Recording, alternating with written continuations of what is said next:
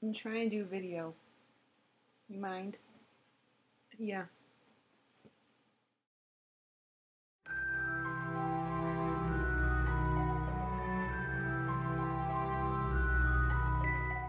It's Friday, June 11th.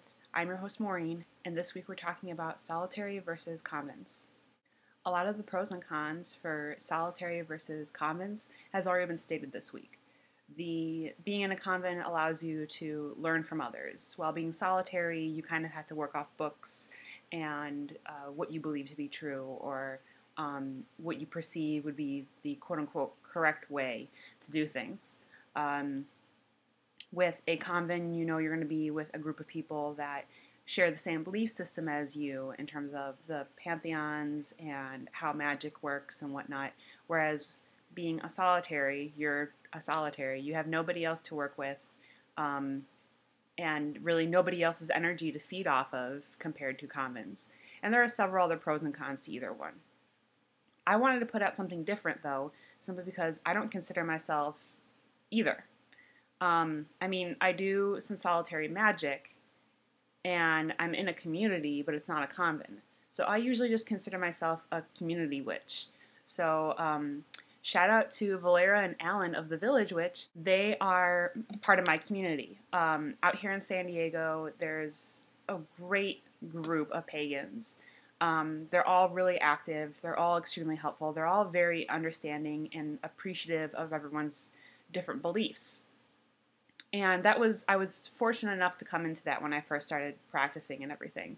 Um, so I've never really considered myself a solitary witch in the simple fact that I'm learning from people and I do ritual with them, but I do some solitary magic in my own house. I think being in a convent is awesome. I would love to be in a convent if I could find the right one.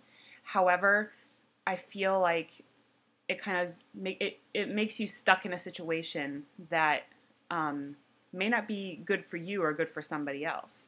I've been in several situations just with different activities I do, where if I'm in a group, for example, I will start a random example.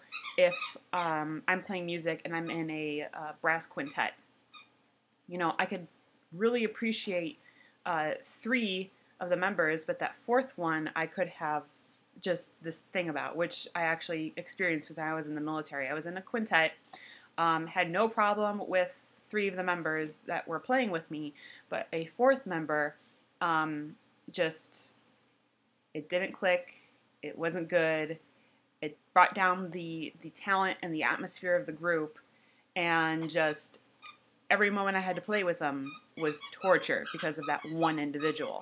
And I feel like that's a really good possibility with being in a convent, with just having that one personality that you can't click with, that you just don't get, that for whatever reason you guys just seem to not necessarily argue. I mean, you can be pleasant towards each other and everything, but just that energy between the two of you just isn't meshing.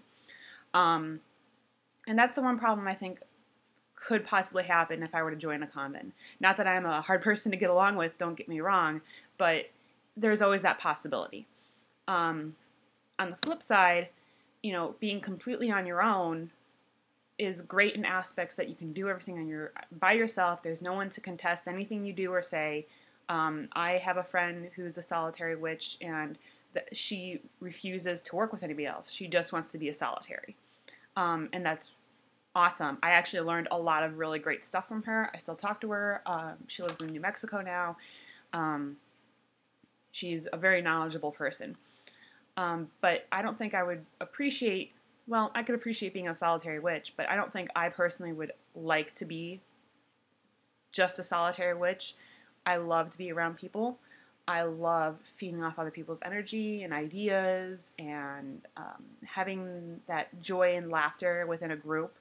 My year and a day class right now, we have such an awesome bond. We've only known each other for, maybe half a year now, and we all get along so well. We all love hanging out together. I mean, tonight, we're actually having like a class sleepover. I'm going to have some fun and everything before the new moon tomorrow.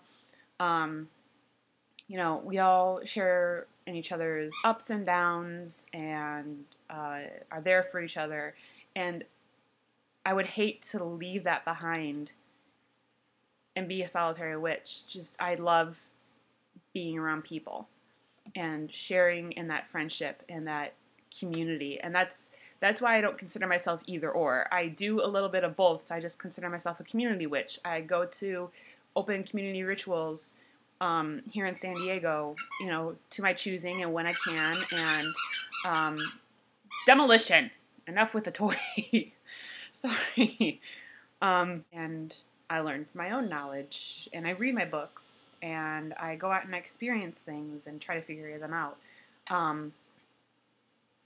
So I'm sure there are a lot of other people in that same kind of category as me, where they don't really, they fit a little bit underneath each solitary and convent, but then they don't at the same time. So that's really all I have to say about that. I hope you guys are having a awesome week. Have a great weekend, and I will see you next Friday on the Pagan Perspective.